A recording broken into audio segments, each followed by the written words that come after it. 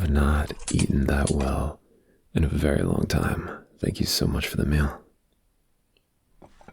Well, yeah, I mean, you really did it up right. The appetizer, the hors d'oeuvre, the side, the entree, the dessert. Like, I know my way around a kitchen, but if it's just me cooking for myself, which it almost always is, I'm just never gonna do anything this fancy. So it's really a treat. Like, it's really nice. You're welcome. I mean, thanks for having me. It's also such a nice break from, I don't know, I guess I've just been kind of trapped inside my head for the last few days. And why? Oh, I mean, I'm just really struggling to stay productive. Like, as a writer, I can kind of set my own deadlines and make my own schedule. And that's great. I mean, it's amazing to be your own boss, but it's also terrible because you can be a bad boss and make yourself work late hours. And I don't know. I'm just really having trouble staying focused lately. Thinking about other things. Like what? You? Yeah, no, I mean, I am serious. Just, listen, I want to be careful about how I say this, because I don't want to spook you or make you feel pressured or anything, but it had been a few weeks since I last saw you during that storm. And I've just been thinking about you, like every day, all the time. Not in like a crazy stalker way, just in a, God, look at me, you got me blushing like a schoolboy. I just really like you. I really, really like you. And any time that I can get with you, I look forward to it for days. And then I think about it for weeks afterwards, and I relive it. And I play certain parts of it back in my head over and over again. So, yeah, I've been preoccupied, okay? I've been thinking about you, and I've been beyond excited to see you. Why was I? Oh, I don't know. I mean, look, I'm old enough to be your dad, right? And I just don't want to make you feel tied down to me. Like, this is a really, really beautiful, really sweet thing we've got going. And I want as much of it as I can possibly get. I want as much of you as I can get, but I don't want to pressure you to give me more of yourself than you want to. So, okay, I hear you. I'm not, yes, I know you like it. I don't know, I'm just being stupid, okay? I just didn't know what you would feel if I told you that, but look, I'm telling you now, okay? I did say it, I did. I'm head over heels for you. And, I don't know, I mean, after that last time, it was like something kind of clicked in my head, and I just felt so close to you. For you too. Really. Alright, good, I like that. Hey, I also just wanted to say, I don't know, the next morning, after the storm, right? I woke up in your bed, and before I went home, we talked a little bit, and it seemed like maybe something was a little off. I don't know, maybe it was nothing, but it sounded for a moment like you wanted to apologize or something. I couldn't really tell what you were trying to say, but I don't know. I just wanted to say that if I said anything that made you feel uncomfortable, then I'm sorry.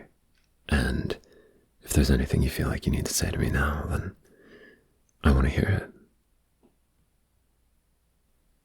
Okay, so there was something. Like there was something about the night that didn't happen kind of the way you had in mind. Oh, like you wanted to do something that we didn't get to do that night. Okay, I'm really sorry if I missed that. If you tried to communicate something to me and I wasn't picking up on it, I'm really... Okay. I hear you. It wasn't about me. But why then? Like what? Oh, something happened, like in a past relationship. Like recently, you mean? Or. Oh, okay, a long time ago. Okay, I think I'm starting to get it. So you're saying that a few years back you were running around with one of those boys. I'm sorry, one of those young men.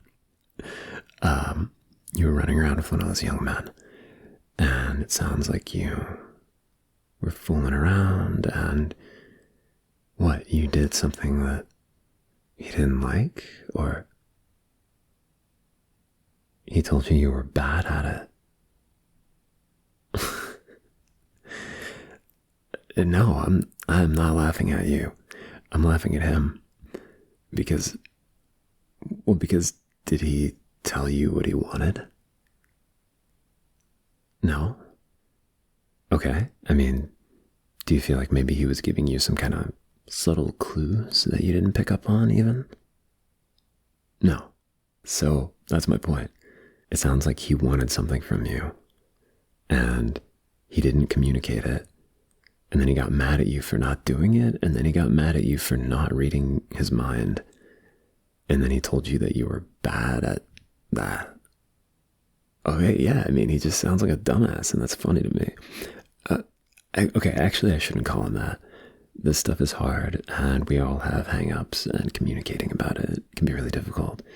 Probably he was just some young, confused guy who had his own insecurities and his own ideas, and didn't know how to express them, and didn't know how to communicate. And I'm sorry that he took that out on you and planted this like seed of insecurity or whatever you're carrying right now. Because I can I can promise that whatever it is, you're not bad at it. Like, there's no right or wrong way to do stuff in the bedroom. Like, that doesn't even make sense. Different people want different things. It's like saying there's a right or wrong way to have a conversation or play music. Like, it doesn't make sense.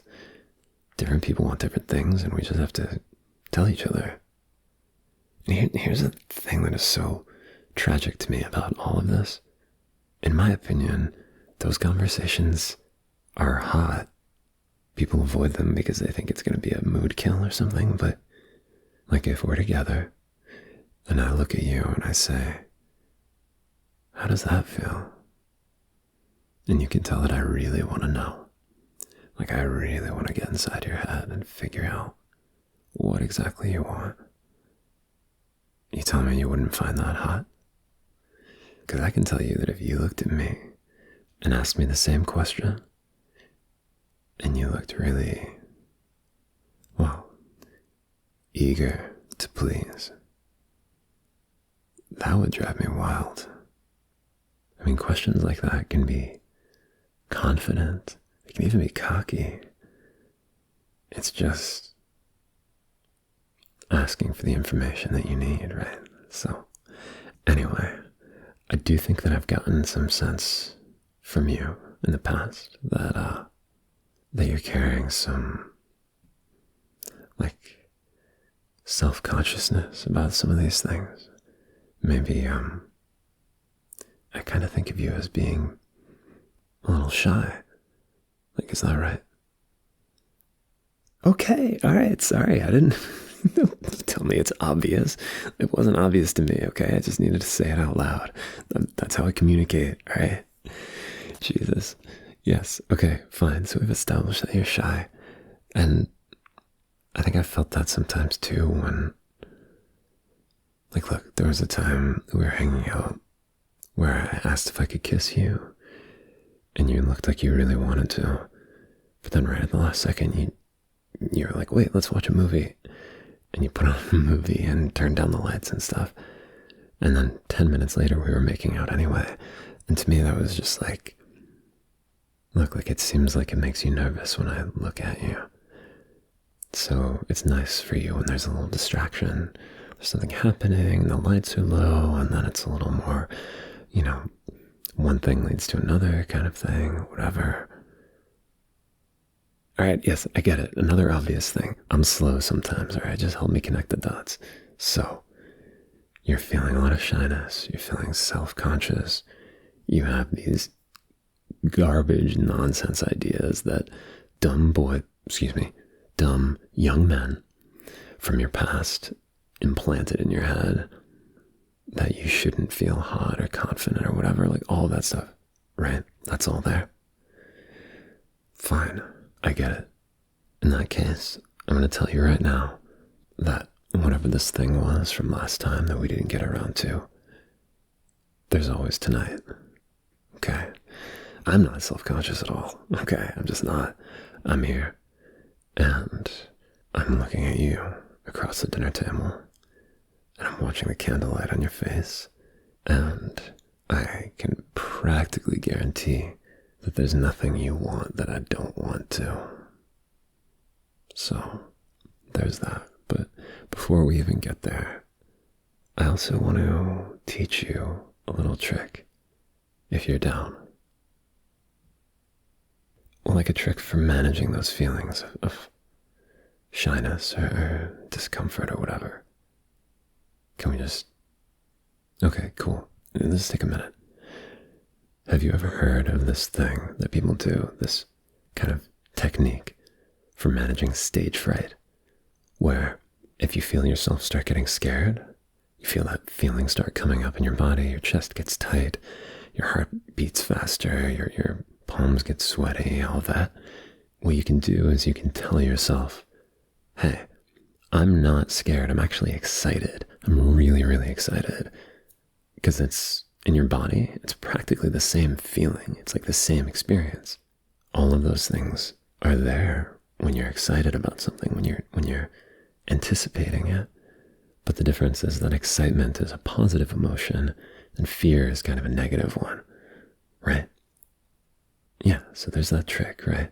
And it works really well. I don't know if you've ever tried it, but it's almost like the feelings in our body come first, and then our brain invents a story based on those feelings. And with just a little tweak, you can kind of change that story.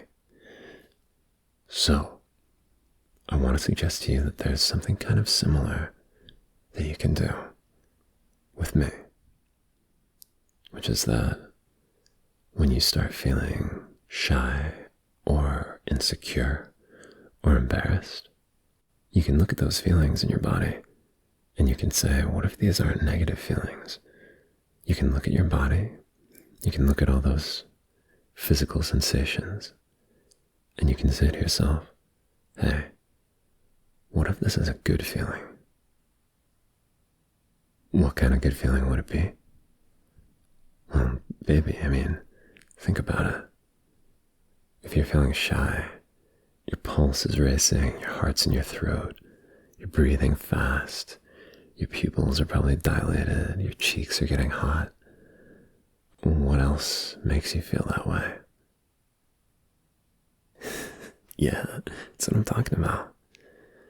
Like the feeling of being shy and embarrassed and insecure is very, very similar to a different kind of physical experience. Feeling flustered and edgy, if you know what I mean. So, will you just try that with me? Like, it doesn't have to be right now, but I just mean next time I say something like, baby, can you please get up from your seat and come around here and sit down on the table right in front of me? What? Does it make you flustered? Yeah? But is that a bad thing? Like, think about it, is it? There's something nice about it at least, right? Okay, good. In that case, do it, please.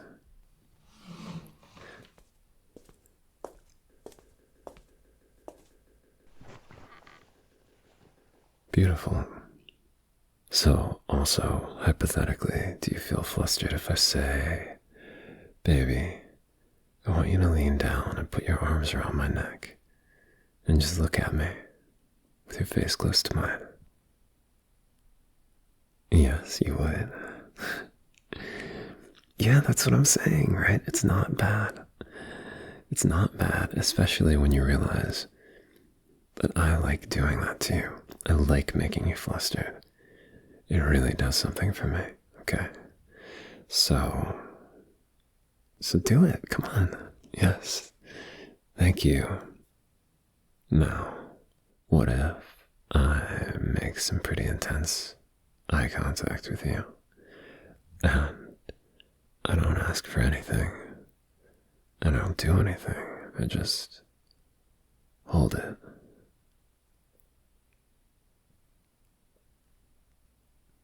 See, now you're getting the hang of it, I can tell. Okay, but what if I lean in really close? Right next to your ear. And I say,